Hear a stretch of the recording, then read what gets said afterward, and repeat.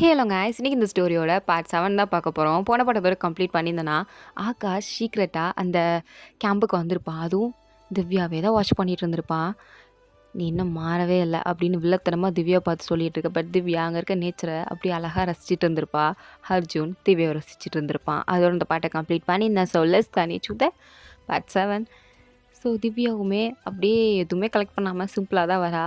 எதிர்பார்த்த மாதிரி இவங்க தோத்துட்டாங்க. பட் ஆகாஷ் இதை பார்த்து சிரிக்கிறான். பட் திவ்யாவுக்கு அர்ஜுனுக்குலாம் இதை நினச்சி கொஞ்சம் கூட கவலையே கிடையாது. பிகாஸ் அவங்க இந்த கேம்புக்கு வந்தது இந்த நேச்சரை என்ஜாய் பண்ண, டீமில் ஜெயிக்கணும் அதில் ஜெயிக்கணும் அப்படின்ற இன்ட்ரெஸ்ட் அவங்க 2 பேருக்குமே கிடையாது. ஸோ 2 பேருமே அதை நினச்சி ஃபீல் பண்ணாமல் அப்படியே லைட்டாக ஸ்மைல் பண்ணிட்டு தான் இருக்காங்க. ஸோ மேமும் ஓகே, லேட் ஆகிடுச்சு, எல்லோரும் கேம்பில் போய் தூங்குங்க அப்படின்னு சொல்லி அவங்கவுங்களுக்கான அலாட் பண்ணியிருக்க கேம்பில் எல்லோரும் போய் தூங்க போயிட்டாங்க. ஸோ நெக்ஸ்ட் டே மார்னிங் அந்த ஏரியாவே கொஞ்சம் சில்லுன்னு இருக்குது. அப்படியே திவ்யா வெளியே வரா. அவள் கையில் ஹாட் சாக்லேட் இருக்குது. அதை குடிச்சிட்டே தான் வரா. அவள் அப்படியே அந்த மவுண்டெயினை பார்க்குறா. அது ரொம்ப அழகாக இருக்குது. பனி அப்படியே அதெல்லாம் சூழ்ந்துருக்கு. அது பார்க்குறதுக்கு ரொம்ப அழகாக இருக்குது. ஸோ அதை அப்படியே ஃபீல் பண்ணி பார்த்துட்டு இருக்கும்போது அர்ஜுன் வரான். அதுவும் கையில் 2 சாண்ட்விச் வச்சுட்டு திவ்யாவை ஒரு மாதிரி பார்க்கும்போது, என்ன பார்க்குற, நேற்று நைட் நீ டின்னர் சாப்பிடல, நான் பார்த்தேன். திவ்யா ஷாக் ஆகுறா. நீ நோட்டீஸ் பண்ணியா நான் டின்னர் சாப்பிட்லன்னு? ஆமாம், நீ டின்னர் சாப்பிட்லங்கிறத நான் நோட் பண்ணேன். இந்தா சாண்ட்விச். இல்லை, நானே போய் வாங்கிக்கிறேன். ஏய், 1 மணி நேரமாக கார்த்திக் அங்கே நின்று இந்த சாண்ட்விச் வாங்கிட்டு வந்திருக்கான் தெரியுமா? எவ்வளோ பெரிய லைன் தெரியுமா? ஒழுங்காக சாப்பிடு அப்படின்னு சொல்லி கொடுக்குறான். திவ்யா அதை கேட்டது சிரிக்கிறா. அதுக்கு ஒன்றே அர்ஜுன், நீ எப்பயுமே சிரிக்கும்போது அழகாக இருக்க அப்படின்னு சொல்கிறான். அது கேட்டதும் எதுவும் அவள் சொல்லாமல் சாண்ட்விச் மட்டும் அமைதியாக சாப்பிட்றா. பட் இவங்க 2 பேருக்குள்ள ஒரு நல்ல கெமிஸ்ட்ரி இந்த கேம்பில் அப்படியே ஃபிட் ஆகிடுச்சு. ஸோ நெக்ஸ்ட்டு டீச்சர் எல்லாரையும் அரேஞ்ச் பண்ணி, நீங்கள் இப்போ குரூப் ஷர்ட் போட்டுக்க போகிறீங்க, ஸோ உங்களோட டீம் ஷர்ட்டை நீங்களே வந்து சூஸ் பண்ணுங்கள் அப்படின்னு சொல்லும் போது எல்லோரும் இந்த ஹூடி எடுக்கிறாங்க. அர்ஜுனும் டார்க் ப்ளூ ஹூடி தான் எடுக்கிறான். திவ்யாவும் டார்க் ப்ளூ ஹூடி தான் எடுக்கிறா. ஸோ 2 பேரும் மேட்சிங் எடுக்கிறாங்க. கார்த்திக் இதை பார்த்துட்டு, நம்ம 2 பேரும் ஒரே டீம் தான், பட் உங்கள் 2 பேரோட செலெக்ஷனுமே ஒன்று போலே இருக்குது. அர்ஜுனும் அதே கலர் தான், நீயும் அதே கலர் தான். என்ன 2 பேரும் கப்புள் ஸ்கூலா அப்படின்னு சொல்லி கேட்குறான். இருக்கிற எல்லாரும் சிரிக்கிறாங்க. திவ்யாக்கா இல்லை எனக்கு இந்த கலர் வேணாம் அப்படின்னு சொல்கிறா. பட் அர்ஜுன் அதை தான் சூஸ் பண்ணியிருக்கான். ஸோ அதான் எல்லோரும் போட்டாகணும். ஸோ எல்லாருமே அந்த ஹூடி தான் வியர் பண்ணியிருக்காங்க. ஸோ இப்போ மேம் வந்து அவங்களுக்கான நெக்ஸ்ட்டு ஒரு டாஸ்க்கை கொடுக்குறாங்க. என்னென்னா, ஹைட்டான மவுண்டைன் அங்கெல்லாம் இருக்குது. ஜஸ்ட் ஒரு ட்ரெக்கிங் போகிற மாதிரி தான். ஸோ எல்லோரும் அந்த மலை மேலே ஏறினா அந்த ட்ரெக்கிங் பண்ணுவாங்க இல்லையா, அந்த மலை கல் மேலே ஏறி அந்த மாதிரிலாம் கிடையாது. அங்கே ஸ்டெப்ஸ் இருக்கும். ஸோ அது வழியாக தான் ஏறணும். பட் கொஞ்சம் சேஃபாக ஏறணும். ஏன்னா அது கொஞ்சம் ஹைட்டான பிளேஸ். ஸோ அதில் நீங்கள் கொஞ்சம் சேஃப்டியாக ஏறணும். அதுக்கு மேலே உங்களுக்கான ட்ரெஷர் இருக்குது. ஸோ அதை நீங்கள் எடுத்துகிட்டு வரணும். அந்த ட்ரெஷர் என்னென்னா, உங்களோட நீங்கள் என்ன ஹூடி போட்டிருக்கீங்களோ அந்த ஹூடி கலர்லேயே உங்கள் ஃப்ளாக் இருக்கும். அந்த ஃப்ளாக் எந்த டீம் ஃபஸ்ட்டாக இங்கே எடுத்துகிட்டு வரீங்களோ அவங்க தான் இந்த கேமோட வின்னர் அப்படின்னு சொல்லியிருந்திருப்பாங்க.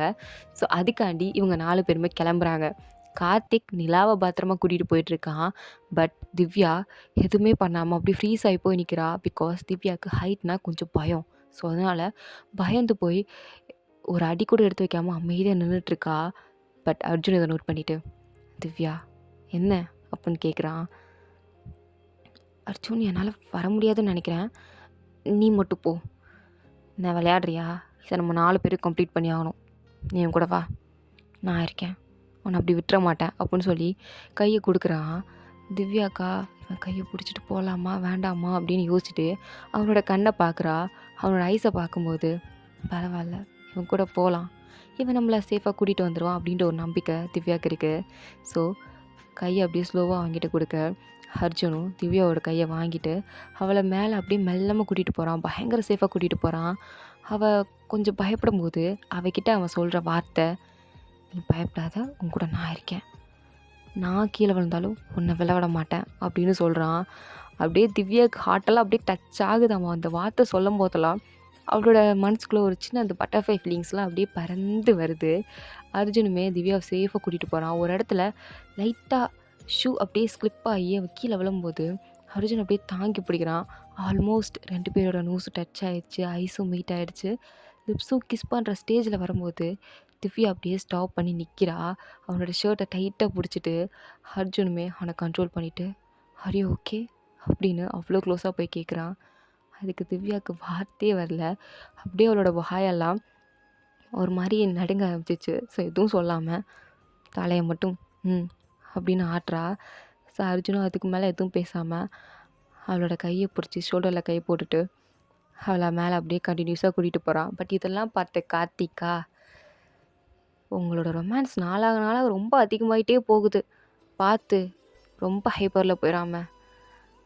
ஏன்னா இதை பார்க்குறதுக்கு நான் ரொம்ப எக்ஸைட்டிங்காக இருக்கேன். உங்கள் ரொமான்ஸோட ஹை லெவலை பார்க்குறதுக்கு அப்படின்னு கிண்டல் பண்ணிக்கிட்டு இருக்கான் அர்ஜுனா. அவனை பார்த்து செருப்பு பிஞ்சிருனாயே ஒழுங்கா போறே என்ன அப்படின்னு திட்டினதும் கார்த்திக்கும் சிரிச்சுட்டு நிலா கூட அங்கேருந்து போயிட்டான். பட் இதெல்லாம் இவ்வளோ தூரம் நடந்ததில்ல. திவ்யாவோட சீக்ஸ் அப்படியே ரெட்டாக இருக்கும்.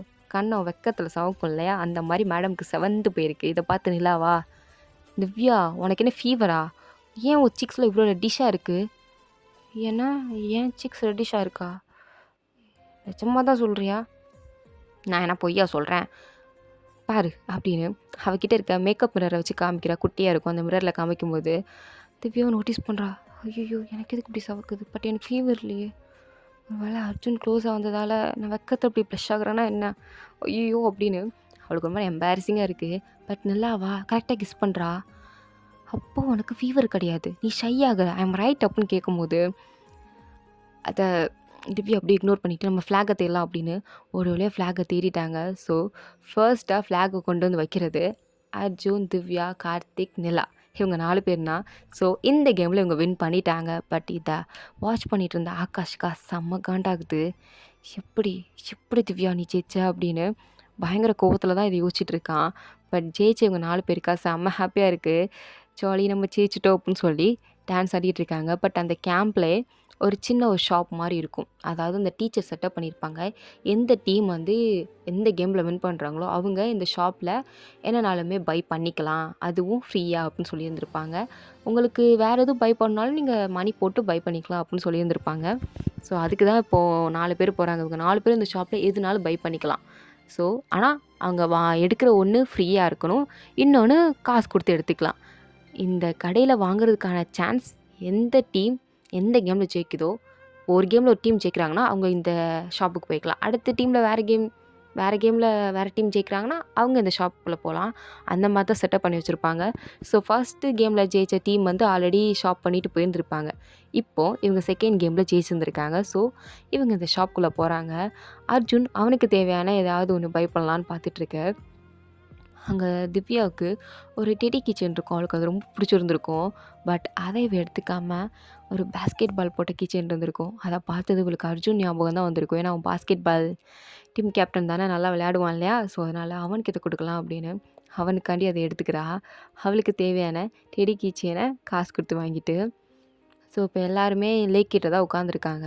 அப்போது திவ்யா அர்ஜுன் கிட்ட போய் அவள் வாங்கிட்டு வந்த குட்டி கிஃப்ட்டை அவனுக்கு கொடுக்குறா. அதை பார்த்தது அர்ஜுன் செம்ம எக்ஸைட் ஆகிட்டு, இது எனக்காண்டியா அப்படின்னு கேட்குறான். உனக்காண்டி தான், நீ எனக்கு ஹெல்ப் பண்ண இல்லையா, ஸோ அதனால் நான் உனக்கு இதை வாங்கி கொடுக்குறேன் அப்படின்னு சொல்லி கொடுக்குறா. இதை பார்த்ததும் அர்ஜுனுக்கு ரொம்ப எக்ஸைட் ஆகிடுச்சு. அதுவும் பாஸ்கெட் பால் தனக்கு பிடிக்குங்கிறத தெரிஞ்சுட்டு கொடுத்துருக்கா அப்படின்னு ரொம்ப எக்ஸைட் ஆகி, நான் இதை பத்திரமா வச்சுருப்பேன், தேங்க்யூ ஸோ மச் திவ்யா அப்படின்னு சொல்கிறான். அதுக்கு திவ்யாவும் சிரிச்சிட்டு அங்கேருந்து வந்துட்டா. ஸோ இப்போது ஒரு ஃபன்னியான டாஸ்க்கு கொடுக்குறாங்க. இது என்ன கேம்னா, எந்த டீம் ஃபன்னியாக க்யூட்டாக ஃபோட்டோ எடுக்கிறாங்களோ அவங்களுக்கு தான் அடுத்த வின்னிங் ப்ரைஸ். ஸோ அது சொன்னதும் இருக்கிற எல்லா டீமும் அப்படியே ஃபன்னியாக ஃபோட்டோ எடுக்க ட்ரை பண்ணிகிட்டு இருக்காங்க.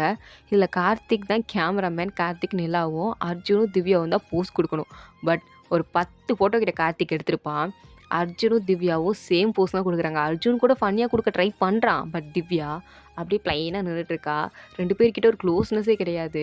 ஸோ அதனால் கார்த்திக் அப்படியே கட்டுப்பாயி, முடியாது சாமி, 10 ஃபோட்டோ எடுத்துட்டேன், 10 ஃபோட்டோலையும் 2 பேர் செல்ல மாதிரி தான் நிற்கிறீங்க. திவ்யா உனக்கு என்னம்மா பிரச்சனை, நம்ம ஜெயிக்கணுமா வேண்டாமா?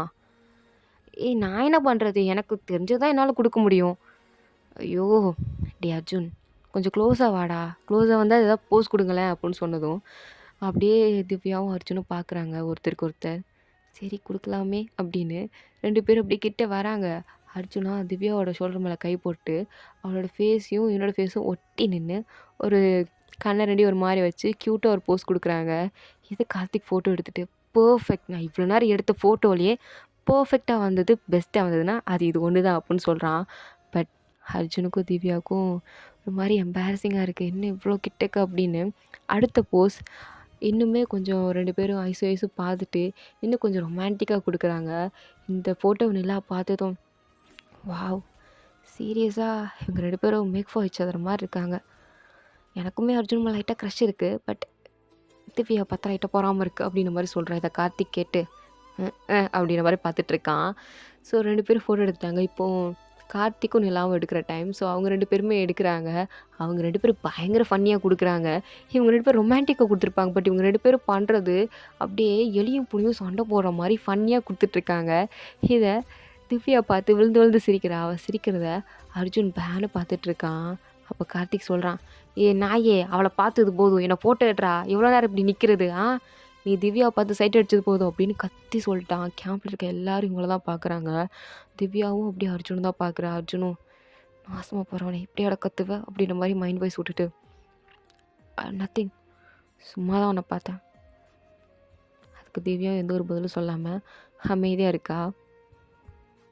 ஸோ வித்யாவும் எதுவும் சொல்லாம அமைதியா இருக்கா. ஸோ மேமும் எல்லா ஃபோட்டோ செக் பண்ணிவிட்டு இதுக்கான வின்னர் வேறு டீம் சொல்லிட்டாங்க. ஸோ அதுக்கு நினச்சி இவங்க 2 பேர் ஃபீல்லாம் பண்ணல. அவங்க ஜாலியாக மவுண்டன் ஏரியாவில் உட்காந்து வியூ பார்த்துட்ருக்காங்க. பட் அர்ஜுன் மட்டும் திவ்யாவே பார்க்குறான். நான் திவ்யா கேட்குறேன், "நீ ஏன் என்னையே பார்க்குற?